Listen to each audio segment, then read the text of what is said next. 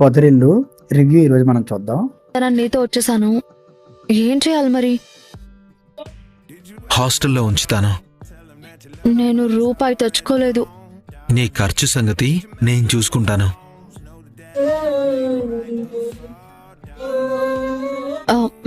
వద్దు, నేను ఇంటికే వెళ్తాను. ఊరుకుంటారా? ఏం చేస్తారు? ఇప్పటికే ఎవరికేం చెప్పాలో తెలియక గిలగిలలాడుతూ ఉంటారు. నేను తిరిగి వస్తే బ్రతికించాను అనుకుంటారు. మళ్ళీ కొట్టడం అది చేస్తే?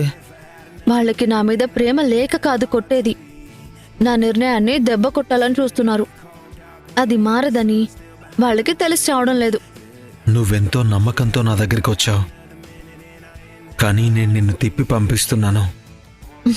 నీ పరిస్థితి నాకు అర్థమైంది. పెళ్లి కాకుండా నేను మీ ఇంట్లో ఉంటే ఎవరేం మాట్లాడతారో నాకు తెలుసు. అది నాకు మర్యాదగా ఉండదు, మీకు గౌరవము ఉండదు. ఆ ఉండేదేదో మా ఇంట్లోనే ఉంటాను. నన్ను మా ఇంటి నుంచి ఎవరూ తరిమేలేరు. నాకు ఆ ఇంటి మీద పెళ్ళయ్యేదాకా హక్కు ఉంది కదా. నువ్వింత సులువుగా అర్థం చేసుకుంటావని నేను ఊహించలేదే. నువ్వు అర్థమయ్యేలా చెప్పావు కదా. అయినా నేను సంతోషంగా ఉన్నాను. ఎందుకో తెలుసా? నువ్వు మొదటిసారి మనసు విప్పి నన్ను ప్రేమిస్తున్నాను అని చెప్పావు. ఐ లవ్ యూ చెప్పావు. ముద్దు పెట్టుకున్నావు. నా సంతోషం మామూలుగా లేదు. ఇక నాకు భయమే లేదు. నువ్వు నావాడివి, ఎప్పటికీ నన్ను వదులుకో. ఆ నమ్మకం నాకు ఇంకా పెరిగింది. మన కోసం ఒకడున్నాడన్న నమ్మకం ఉంటే అడవిలోనైనా హాయిగా ఉండగలం.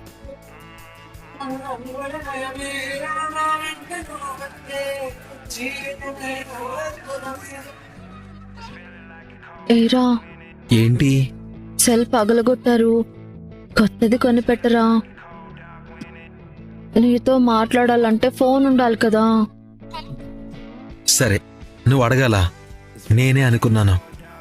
నీకే సమస్య వచ్చినా నాకు వెంటనే తెలియాలి కదా. అవును, గంటలు గంటలు సోదేం వేయంలే. నేనే సోది వేస్తానులే. బ్యాగ్ తెచ్చుకో.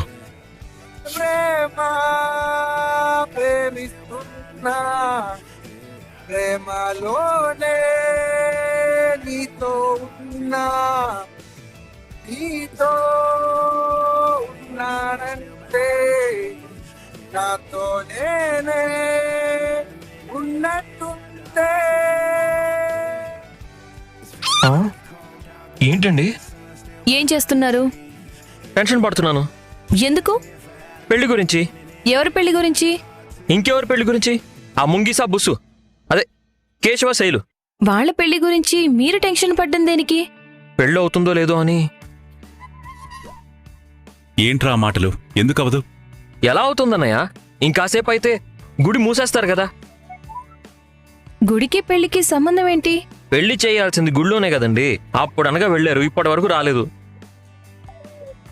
మనసు విప్పి మాట్లాడుకుంటే టైం పడుతుంది కదరా. ఎవడు? మన మెకానిక్ గడ. వాడికి స్క్రూలు విప్పడమే తప్ప మనసు విప్పి మాట్లాడడం రాదు కదన్నయ్య. అందరూ మీలా అబద్ధాలు చెప్పడంలో ఎక్స్పర్ట్స్ అయి ఉండరు కదండి. మీరు అటు తిరిగి ఇటు తిరిగి నా దగ్గరికే వచ్చారా? వాడికి 2 నిమిషాలు సరిగ్గా మాట్లాడడమే చేత కాదు. అలాంటిది ఇంతసేపు అవుతున్నా ఇంకా రావట్లేదంటే నాకేదో డౌట్ కొడుతుందండి. ఏం డౌట్ కొడుతుందిరా? కొంపదీసి వాళ్ళిద్దరూ గొడవపడి ఉంటారంటావా? ఆ ఛాన్స్ కూడా లేకపోలేదన్నయ్య. చచ్చా, అలాంటిదేం జరుగుండదు లేరా. మరెందుకు రావట్లేదంటావన్నయ్య? అన్నయ్య, గుర్తొచ్చింది. వాళ్ళ అన్నయ్య వచ్చి ఏదైనా గొడవ చేసి బుస్సును తీసుకెళ్ళిపోయి ఉంటాడంటావా? అలా అయితే మరి వాళ్ళకి పెళ్లి చేయడం ఎలారా? మళ్ళీ గొడవపడి తీసుకురావాలా? అబ్బా, ముందు మీ పెళ్లి గోల ఆపుతారా? ఇందాకటి నుంచి పెళ్లి పెళ్లి అని చంపుతున్నారు, అంతలా ఆరాట పడుతున్నారు. లేకపోతే ఓ 100 పెళ్లిళ్లు చెయ్యాలని దీక్ష ఏమైనా తీసుకున్నారా? అలాంటి దీక్ష నేనెందుకు తీసుకుంటానండి? నేనేమన్నా పెళ్లిళ్ళ పేరైనా? కాదు కదా. అస్సలు కాదు. అయితే సైలెంట్ గా ఉండండి కాసేపు. ఇదిగో పెద్దవాడిగా నాదో సలహా. మళ్ళీ మీదేం సలహా? ఇప్పుడు ఎలాగూ వాళ్ళిద్దరూ ప్రేమించుకున్నారు కదా, అయితే కనీసం ఈ పెళ్ళైనా కాస్త పద్ధతిగా శాస్త్రోక్తంగా జరిపిద్దామని. ముందు వాళ్ళ ఇంటికి రానిస్తారా? ఎప్పుడొస్తారో తెలియట్లేదు కదా. మీరు ఓకే అంటే ఈలోపు మార్కెట్కి వెళ్ళి కావలసిన ఐటమ్స్ అన్ని పట్టుకొద్దామని. ఏమంటారు? అది కాదు నాన్న, ముందు వాళ్ళు ఏం నిర్ణయించుకున్నారో మనకు తెలియాలి కదా. ఏమీ తెలియకుండా ఏర్పాట్లు ఎలా చేస్తాం? రే కన్నా, ఒకసారి కేశవకి ఫోన్ చేసి ఎక్కడున్నారో కనుక్కో. హలో కన్నా, చెప్పరా. ఎక్కడున్నారు? బయటున్నాం, చెప్పు. ఇంటికి వస్తున్నారా? దారిలో ఉన్నాంరా, వస్తున్నాం. మీ ఇద్దరికి గొడవేం జరగలేదు కదా? మా ఇద్దరికి గొడవ ఎందుకు జరుగుతుందిరా? మీరిద్దరెళ్ళి ఇంతసేపు అవుతుంది కదా. గొడవ జరిగిందేమో అడగమని చక్రన్నయ్య చెప్పాడు. సరే, తొందరగా రండి, మీకోసం అందరు టెన్షన్ పడుతున్నారు. సరేరా, వస్తున్నాం. వస్తున్నారంట. ఏరా, నేనెప్పుడు అలా అన్నానరా? ఊరికే నేను అడిగితే ఏమైనా ఫీల్ అవుతాడేమో అని నీ పేరు చెప్పా. ఇప్పుడు చెప్తే ఏమైంది? అడిగేదేదో ఏం నిర్ణయం తీసుకున్నారు అని అడిగితే మనకి కాస్త టెన్షన్ అయినా తగ్గేది కదా. వస్తున్నామని చెప్పారు కదా, ఒక 10 నిమిషాలు ఆగండి. ఇంకా 10 నిమిషాలు టెన్షన్ పడాలా? ఉమ్, ఏంట్రా? ఛే,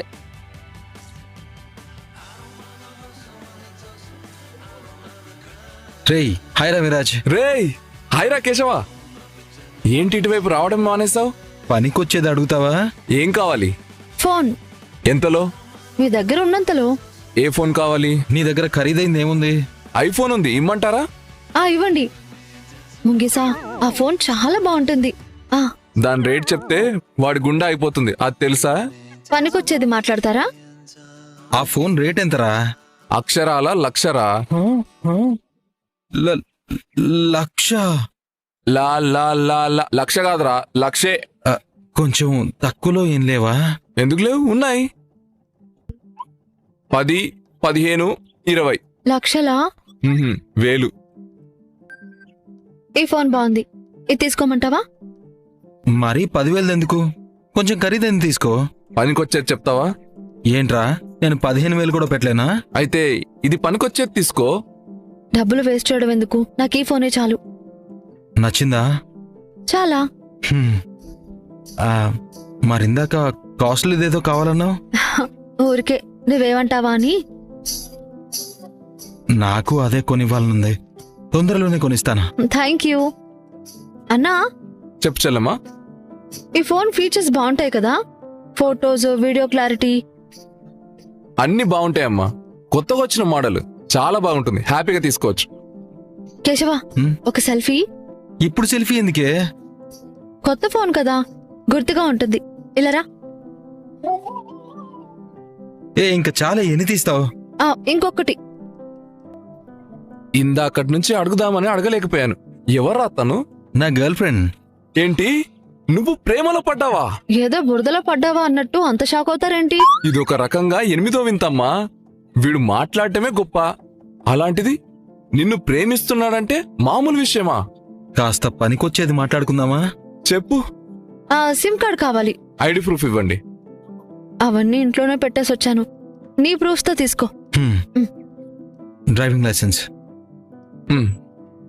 రేయ్ తంబివు, 1 అవర్లో సిమ్ యాక్టివేట్ అవుతుంది. థ్యాంక్స్ రా. సరిపోదు. ఎందుకు? ఆ ఫోన్ కాస్ట్ 10,000, ఈ సిమ్ కాస్ట్ 200. ఆ థ్యాంక్స్ కి అనా పైసా కూడా రాదురా. యాదవా, డబ్బులు ఇమ్మని అడగొచ్చు కదా.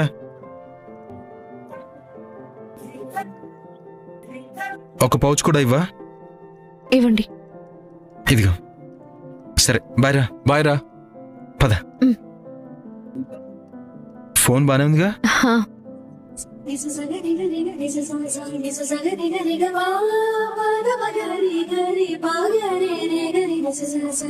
ఏం చేస్తున్నావు? నీ నంబర్ ఫీడ్ చేస్తున్నాను.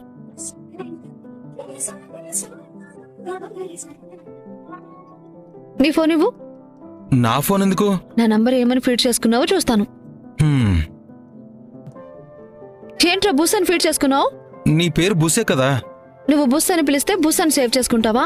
ఏదో డార్లింగ్ అనో బంగారం అనో సేవ్ చేసుకోవాలి. నేను చేస్తా. హ్మ్. ఏయ్, పేరు మార్చకు. సరే, మార్చంలే.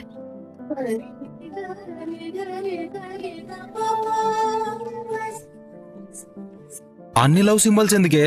అది నువ్వెలాంటి మూడ్ లో ఉన్నా ఫోన్ చూడగానే నువ్వు హ్యాపీ అవ్వాలి. సరే, ఫీడెడ్. వెళ్దామా? పనికొచ్చే చోటుకా? లేదు, మీ అత్తారింటికి పద.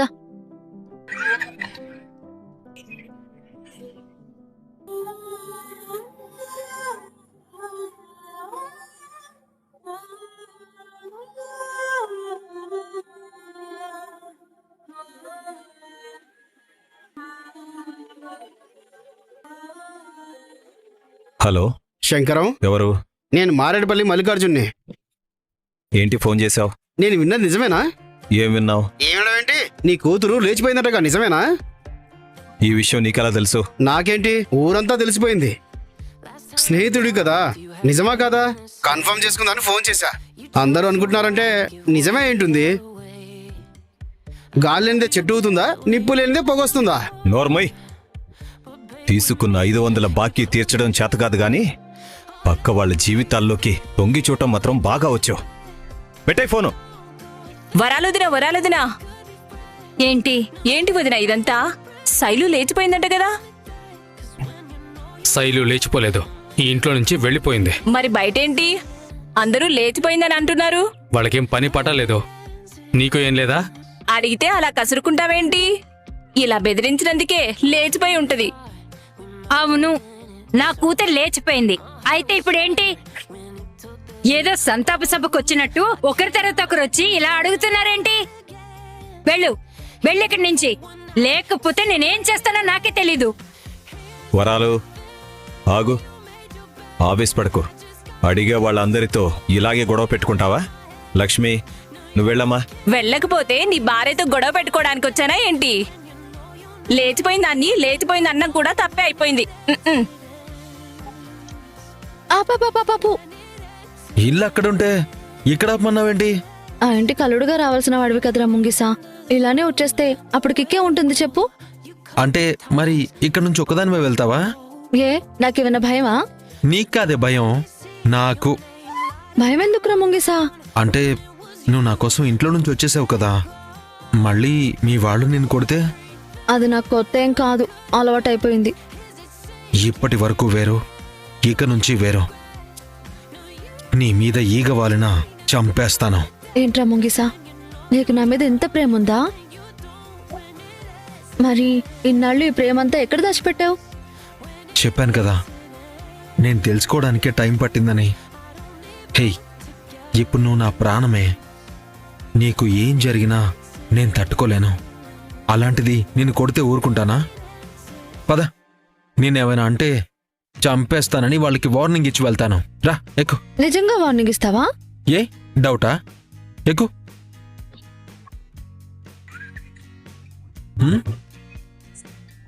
మీ ఇంటి ముందు అంతమంది జనాలు ఉన్నారండి బస్సు. నాకు అదే అర్థం కావట్లేదురా. ఆపు. శంకరన్నయ్య, మీ అమ్మాయి వచ్చింది. ఏంటి అందరూ మా ఇంటి ముందున్నారు?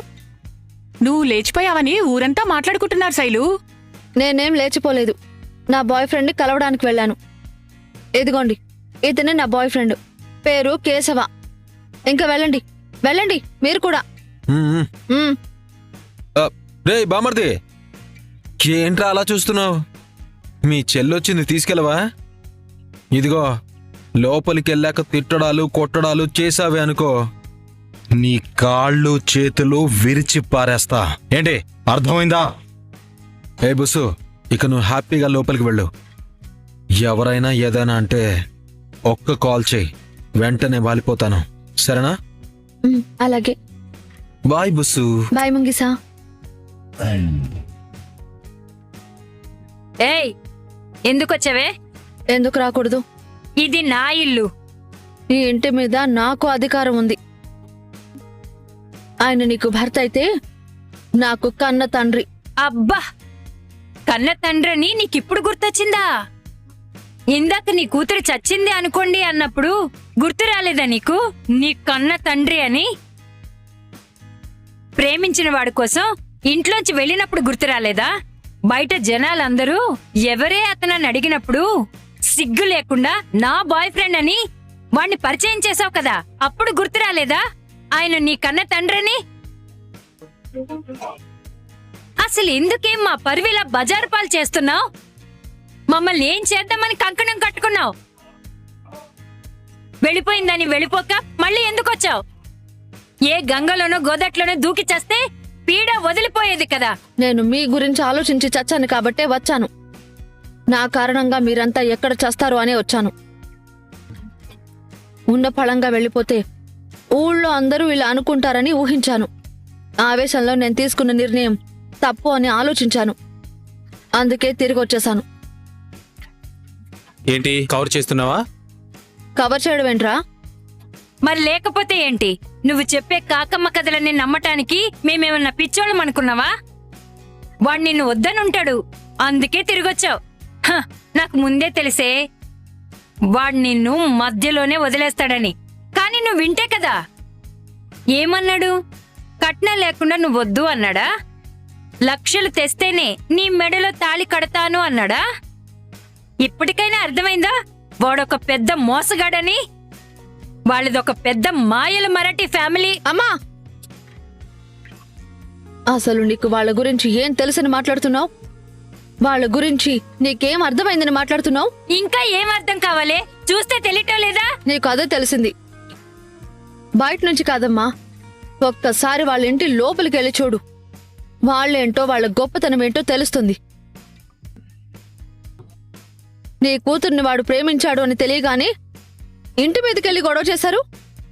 ఆ ఇంటి అమ్మాయిని వీడు టేస్ట్ చేసినా, అసభ్యకరంగా మాట్లాడినా వాళ్ళు ఏ పోలీస్ కేసు పెట్టలేదు. కానీ మీరు వాణ్ణి 4 తన్నగానే కౌన్సిలర్ని తీసుకెళ్లి రచ్చ చేశారు. మీరు ఇంత చేసినా కేశవ ఏ రోజు నా విషయంలో అడ్వాంటేజ్ తీసుకోలేదు. అది వాళ్ళ సంస్కారం. నేను కేశవాన్ని ఇష్టపడుతున్నానని తెలిసినా నా అంతటా నేనుగా వాళ్ళ ఇంటికి వెళ్లి పెళ్లి చేసుకుందామని అడిగినా వాడు వాళ్ళ గురించి ఆలోచించకుండా మీ గురించి ఆలోచించాడు. అది వాళ్ళ గొప్పతనం.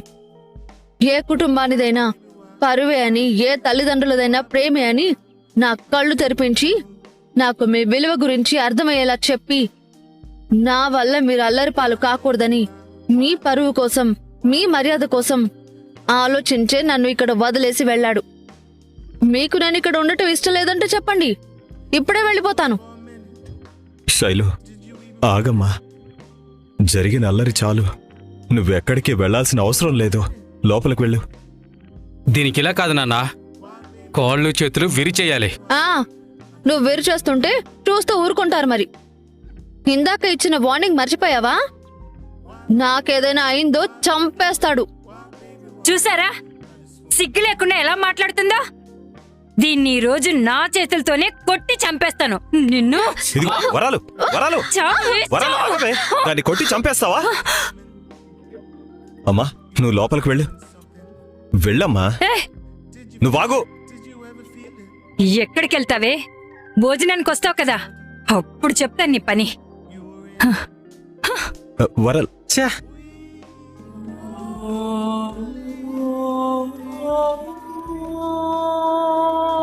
అగో, ఏది? ఏంటి? ఆ అమ్మాయి ఏది? రాలేదు. రాలేదా? తనే రాలేదా?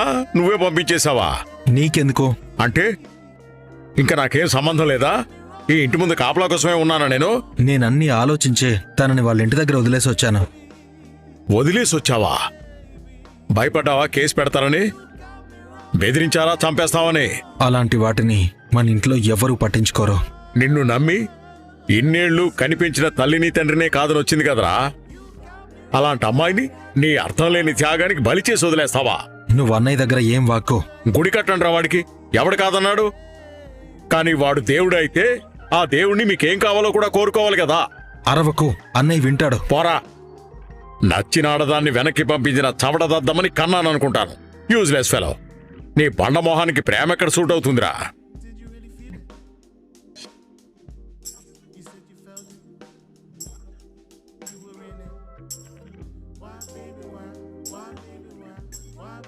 ఆ అమ్మాయి ఎక్కడ్రా? వాళ్ళ ఇంట్లో భద్రంగా అప్పజెప్పొచ్చాను. అప్పజెప్పొచ్చావా? అవును, వాళ్ళ ఇంటి పరువు పోకముందే ఇంటి దగ్గర దిగబెట్టొచ్చాను. శభాష్ తమ్ముడు, శభాష్. ఏం త్యాగమూర్తులు పుట్టారా ఇంట్లో. ఈ పెద్ద మనిషి ఏమో రేపు పెళ్లి పెట్టుకుని గాయత్రి ఇంటికొచ్చి తాళి కట్టమని అడిగితే తాళి చేతిలో పట్టుకుని కూడా ఆ ఇంటి పరువు కోసం గాయత్రిని, గాయత్రి మీద ప్రేమని, జీవితాన్నే త్యాగం చేశాడు. ఇంకా నువ్వేమో ఆ పిల్ల నిన్ను నమ్మింది, పెళ్లి చేసుకుంటానని ఆశపడింది, నీ దగ్గరే భద్రత దొరుకుతుందని భ్రమపడింది. ఆ ఇంటి వాళ్ల కోపం నుంచి కాపాడి తనకి భరోసా ఇస్తామని ఇక్కడికొచ్చింది. వీడేమో ఆ ఇంటి పరువు గురించి ఆలోచించి తీసుకెళ్లి దిగబెట్టొచ్చాడు. యుగ పురుషులు పుట్టారా ఇంట్లో, యుగ పురుషులు. మీకు బతకడం చేత కాదురా, బతకడం చేత కాదు. గాయత్రి కుటుంబం గాని, శైలు కుటుంబం గాని, మన గురించి గాని, మన కుటుంబ పరువు గురించి గాని ఏనాడైనా ఆలోచించారా? అవకాశం కల్పించుకుని మరి ఇక్కడికొచ్చి మనందరినీ వీధిలోకి లాగి పరువు తీసిపోయారు.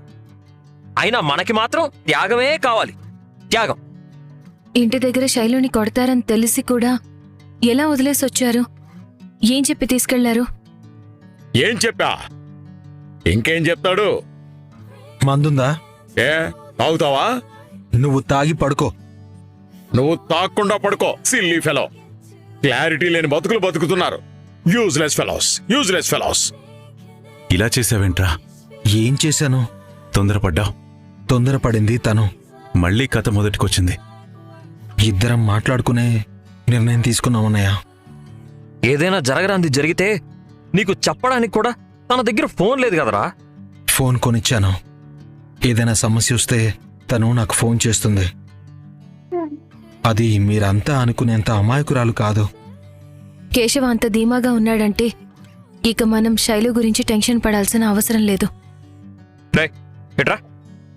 ఏంటి? నువ్వేమన్నా పెద్ద పిస్తా అనుకుంటున్నావా? ఉప్పు బస్తా అని కూడా అనుకోవట్లేదు గాని విషయం ఏంటో చెప్పు. ఏంట్రా చెప్పేది? అసలు నీకు కొంచెమైనా బుద్ధుందా? ఒక మగాడివై ఉండి నువ్వు చేయాల్సిన పని ఇదేనా దద్దమ్మ?